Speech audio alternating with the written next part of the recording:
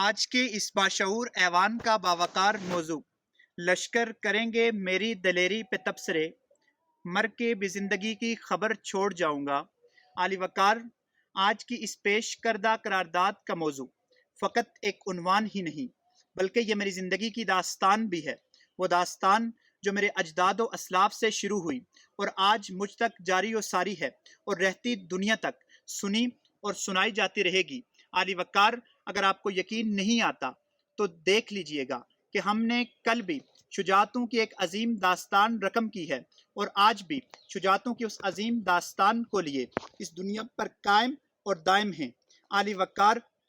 ہم فقط آج کے مسلمانوں کے لیے ہی نہیں بلکہ غیر مسلم بیٹی فلورینڈا کی عصمت دری کا بدلہ لینے کے لیے غیر مسلم قوتوں کے ساتھ ٹکرا جاتے ہیں۔ عالی وقار میں جب آگے بڑھتا ہوں تو زمین اپنا ایک کونا کھینچتی ہے اور مجھے دوسرے کونے پر بھیج دیتی ہے۔ عالی وقار میں جب آگے بڑھتا ہوں تو سمینہ بیگ اور ان کے بھائی کی صورت میں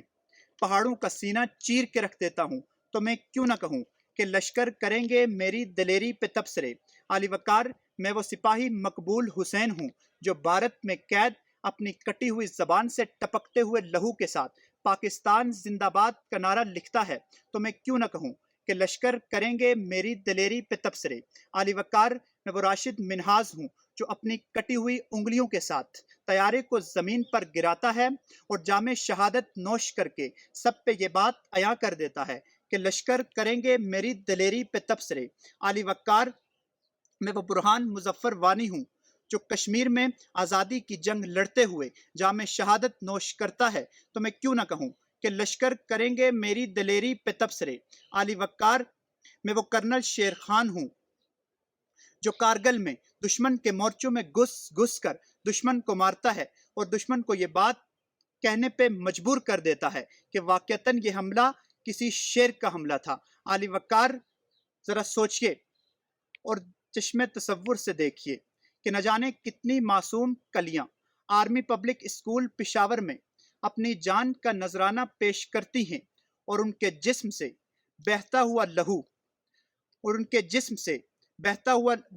لہو اور اس بہتے ہوئے لہو سے سیراب ہونے والی مٹی اور اس سے پھوٹنے والی کلیاں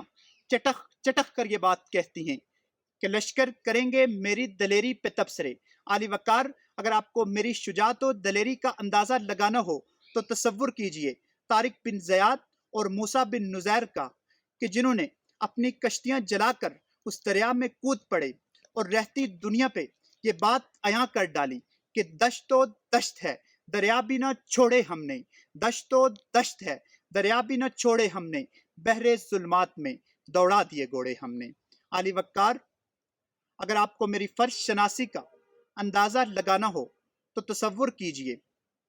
گلگت سے ڈاکٹر اسامہ کو جو کرونا وائرس کے جان لیوا مرض سے مریضوں کو بچاتے ہوئے خود جان کی بازی ہار جاتے ہیں، تو میں کیوں نہ کہوں کہ لشکر کریں گے میری دلیری پہ تبصرے۔ اور میرا دشمن مجھے کمزور سمجھنے والا مجھے دیکھے کبھی تاریخ کے آئینے میں بہتے ظلم و ستم میری روایت ہی نہیں، مجھ کو میدان سے پسپائی کی عادت ہی نہیں،